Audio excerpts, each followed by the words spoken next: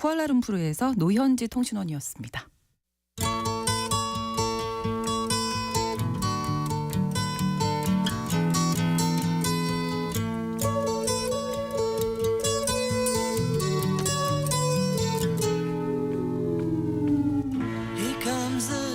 트럼프 행정부가 불붙인 미중 간 관세 전쟁에서 미국은 145% 관세에 각종 수출입 제재를 추가하면서 중국을 압박하는 동시에 협상도 촉구하고 있는데요.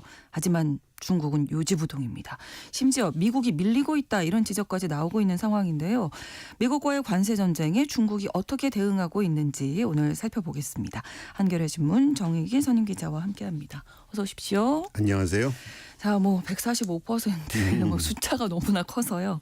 미국 중국 사이 무역 전쟁 지금 현재 어떻게 진행되고 있는지 좀 정리를 일단 먼저 해주실까요? 네, 도널드 트럼프 미국 대통령이 지난 2일 미국으로 수입되는 모든 제품에 대해서 10% 보편 관세를 부과하겠다. 그리고 네. 또 주요 통상국에 대해서는 상호 관세, 나라마다 좀 틀린데요. 그렇죠. 한 작게는 10%부터 많게는 49%까지 부과하겠다. 이렇게 발표했습니다. 그래서 중국은 이전의 관세까지 포함해가지고 다 더해보니까 145%가 됐습니다. 아. 예, 그동안 그 과정이 좀 있었는데. 그렇죠. 어쨌든. 네네. 그러니까 이제 중국도 그럼 우리도 미국에 부과하겠다 상응하기 위해서 125%를 관세 부과를 했습니다.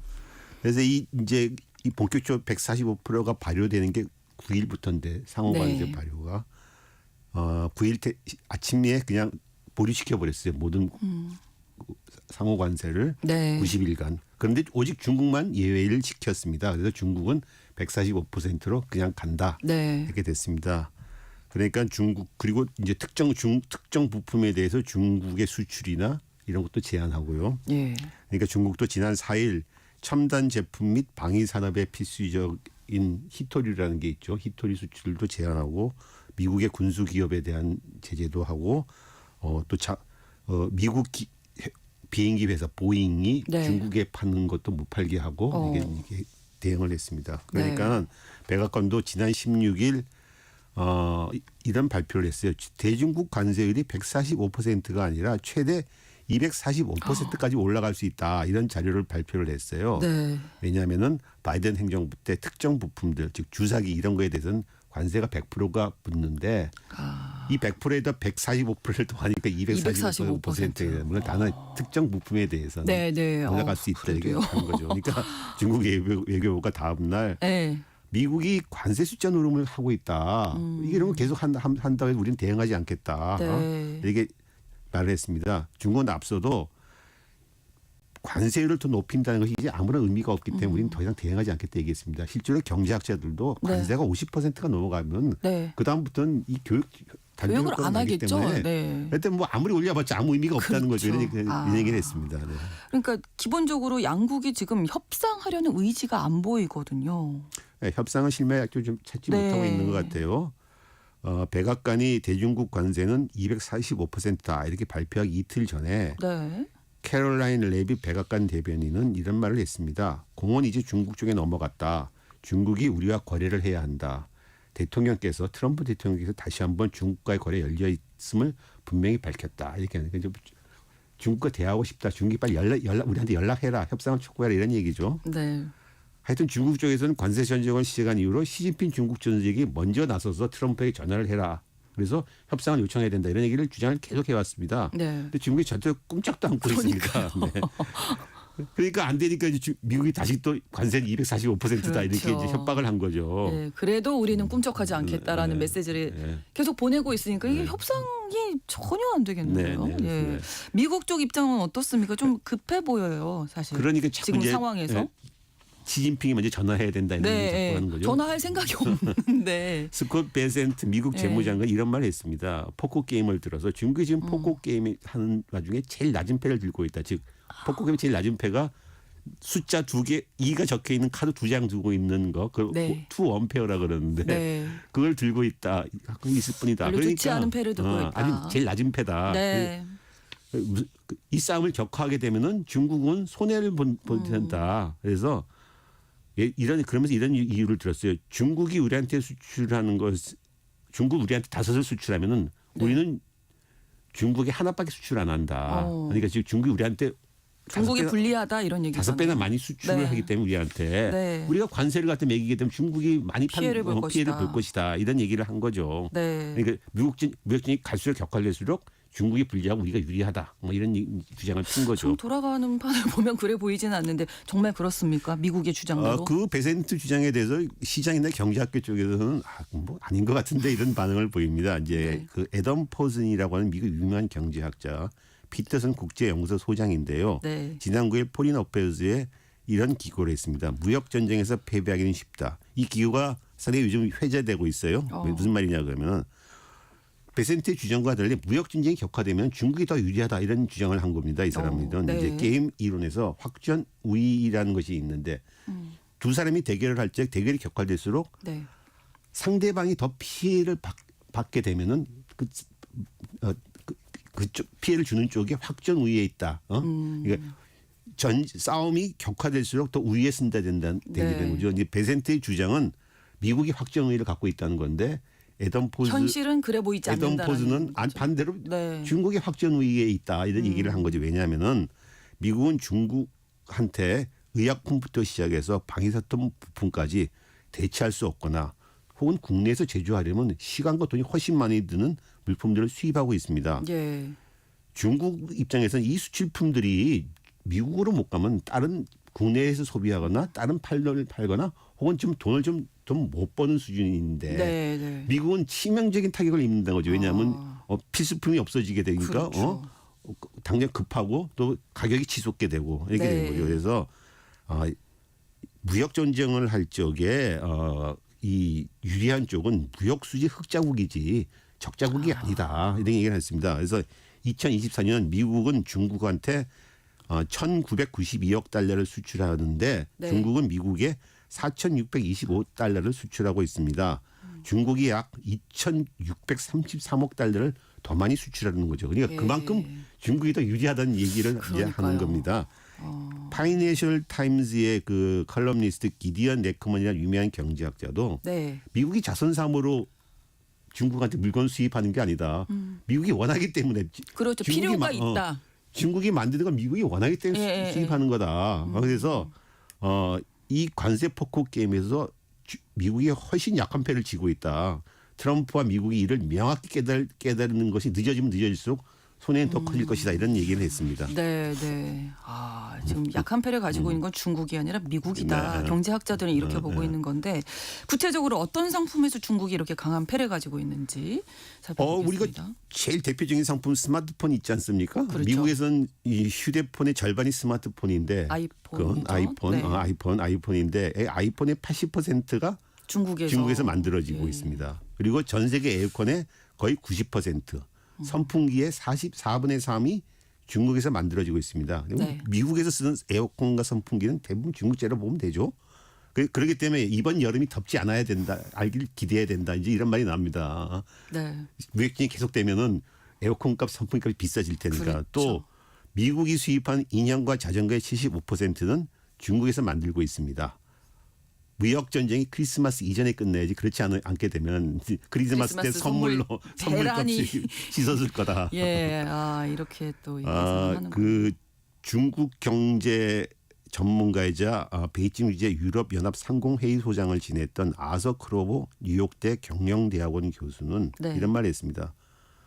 중국과 미국의 산업 그러니까 서로의 제품에 대한 의존도가 네. 3대 1로 미국이 크다. 그러니까 미국이 훨씬 중국 제품에 대한 의존도가 크다. 이렇게 말을 했어요. 네. 그래서 지난 3년 동안 지난 5년 동안 중국이 미국의 수출 통제를 견뎌내면서 적응력이 또 생겼다. 예를 들어서 반도체 수출 통제도 불구하고 최근에 중국에서 고사양 인공지능 딥시크를 개발했잖아요. 그렇죠? 그러니까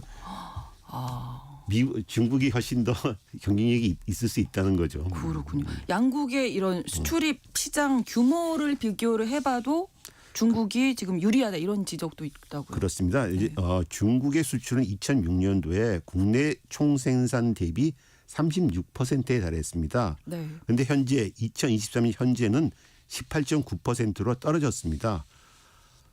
즉 중국 경제에서 수출보다는 내수와 서비스 산업이 차지하는 비중이 커졌다는 거, 수출 의존도가 낮아졌다는 거죠.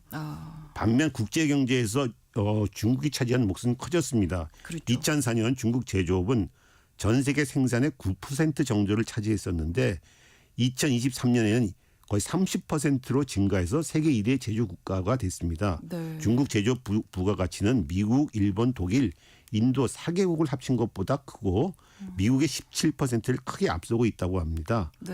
무엇보다도 중국의 수출 시장에서 미국의 포션은 14%밖에 안 됩니다. 그래서 트럼프 관세 전쟁으로 중국이 미국의 수출을 갖다가 전혀 못할 가능성은 없고 많을 경우 한 30% 줄어들 수 있는데 그 정도면 중국이 충분히 견뎌낼 수 있다는 그렇죠. 거죠. 네. 이런 수출 그래서 앞서 말했던 베이징 주재 유럽 상공회의소를 지냈던 또 다른 소장인 웨르크 부케라는 사람은 네. 중국에게 미국의 관세는 상당히 불편하나 경제에 큰 위협이 되는 건 아니다. 현재 중국은 14조에서 15조 달러 규모의 경제인데 대미 수출은 뭐 많아야 한 5,500달러 정도밖에 안 된다. 이런 네. 얘기가 있습니다. 이전과 달리 중국이 힘을 가지고 있다 네. 이런 얘기인데요. 그러면 중국이 미국에 맞서서 뭔가 추가적인 조처를 취할 가능성도 있겠습니다. 추가적인 보복 수단도 여러 가지 있다는 얘기가 나오고 있어요. 예. 중국 관영신화통신 산하의 소셜미디어 뉴탄친에서 이런 말을 했어요. 대두, 수수 등 미국 농산물의 관세를 대폭 인상한다. 네. 미국 가금육, 미국 육류를 수입 금지한다. 펜타닐 관련 협력도 중단한다. 미국이 흑자를 보고 있는 대중국 서비스 무역도 제한한다. 미국 기업의 중국 내 지적 재산권도 전면적인 조사를 한다. 그리고 네. 미국 영화를 수입을 금지한다. 미국이 아픈 것을 콕콕콕 찌를 수 있다는 거지. 우리가 하고 있는 건 아닙니다. 이제 네. 계획 중인 거죠. 뭐 이제 계속 흘리고 있는 거죠. 네, 중국도. 네, 네. 특히 중국이 독하게 대응할 카드가 있습니다. 미국인들이 먹는 항생제에 네. 들어간 원료의 50%는 중국이 제조하고 있습니다. 이거 수출 안 하면 미국 사람들 아픈데 약을 못 먹게 되는 거죠. 그러네요. 또 미국의 주력 전투기인 F-35에 들어가는 히토리 부품들 중국이 다 수출하고 있습니다. 또 하나는 중국은 미국의 국채를 두 번째로 많이 보유한 국가입니다. 저번 때 트럼프가 상호 관세를 연기의 가장 큰 이유가 미국 국채값이 떨어졌기 때문에 그렇죠. 그렇기 때문에 중국이 만약 미국 국채를 던져버리고 투매하기 시작하면 그러면 물론 그건 중국도 큰 피해를 있기 때문에 네, 하지만 서로 이제 그런 그럴 결정적인, 수도 있다는 거죠. 있다는 거죠. 네. 그래서 또 하나는 미국이 이번 관세 무역 전쟁을 통해서 얻으려는 가장 큰 목적, 즉 제조업 공장들 미국 다시 가져오겠다는데 그것도 가능할까 이런 얘기가 나와요. 예를 들어서 루이비통이 이제 지난 2019년에 텍사스에 공장을 만들었는데 네. 가방 공장을 이 회사가 전 세계 제조 시설 중에 루이비통이 갖고 있는 전 세계 제조 시설 중에 최하위권 생산성이라고 합니다. 다른 나라에서는 보통 버려진 가죽 원단 비율이 한 20% 정도인데 이곳에서는 그 두 배인 40%이고 텍사스의 최저임금인 현재 17달러까지 올랐습니다. 효율이 많이 떨어지네요. 이제 예를 이런 얘기도 많이 합니다. 트럼프의 미국을 다시 위대하게 그 네. MAGA 마가 네, 티셔츠 뭐죠? 되게 상당히 유행이잖아요. 많이 팔린다고. 예. 인기가 많은 사람이 있고 그렇죠. 그 대부분 다 중국에서 만든다는 거 아닙니까?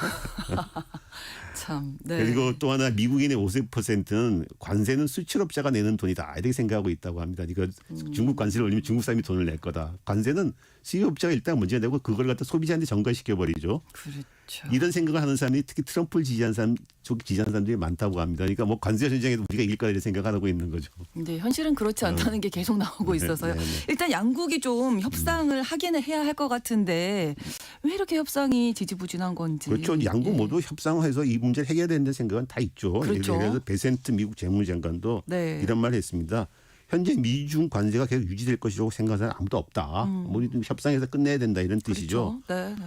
문제는 트럼프 대통령입니다. 트럼프가 계속 시진핑 중국 주석이 직접 전화해서 협상을 요청하기를 바라고 그래서 정상 타협의 차원의 타협을 원한다고 합니다. 네. 하워드 러트닉 상무장관 지난 13일 ABC 방송과 회견에서 미국과 중국 사이에 중개자를 통한 초기 대화는 있었다. 하지만 우리는 미국 대통령과 중국 주석이 이 문제를 풀기를 원한다. 이런 말을 했습니다.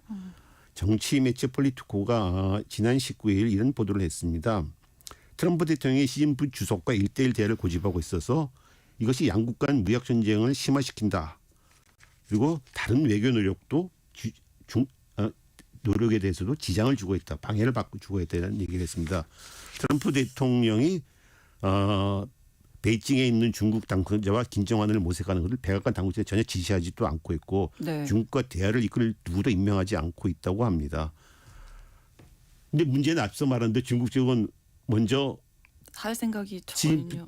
주석이 나서 트럼프 대통령과 전화해서 네. 협상할 의사가 없는 거죠. 중국은 먼저 실무 차원에서 네. 조정을 하고 나서 합의를 한 다음에 정석 차원에서 추진을 하자 네. 이런 식으로 얘기를 합니다. 당연히 그 의도는 이게 사실은 협상의 틀이 맞는 거죠. 네, 먼저. 네, 네. 그리고 또 하나는 외교 관례 같은 그렇죠. 거죠. 어떻게 또 보면. 하나는 네. 그리고 시진핑이 머리를 숙이는 모습을 보여주고 싶지 않다는 거죠. 네.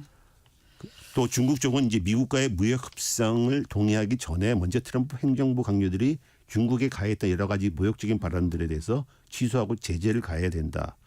이런 요구도 하고 있다고 합니다. 블룸버그 통신이 이렇게 보도했습니다. 네. 미국은 이번 관세 그 전쟁에서 경제 문제뿐만 아니라 방위 분담, 네. 안보 문제가 다른 것들도. 일괄적으로 해결하려고 하잖아요. 네. 근데 중국도 비슷한 그런 트랙을 보이. 왜냐하면 이번 차제에 이번에 대만 문제 그리고 그렇죠. 이렇게 관련 이거 수출 통제 문제 다 다 털어버리자. 해결해보려고. 오히려 이거 중국도 미국을 상대로 해서 원스톱 쇼핑을 하겠다. 트럼프가 말하는 대로 이런 기간. 그러니까 이제 그러니까 쉽지 않죠. 네, 예. 서로 강대강 대결을 벌이고 있는 거죠. 먼저 좀 전화를 하면 또 뭐 이런 생각도 드는데 네. 쉽지 않을 것 같습니다. 글로벌 이슈 한겨레 신문 정일 선임 기자와 오늘도 함께 이야기 나눴습니다. 오늘 고맙습니다. 감사합니다. 건센로지스의 Since I Don't Have You 전해드리면서 KBS 일라디오 신성원의 오늘 세계는 마치겠습니다. 내일 다시 뵙겠습니다. 고맙습니다.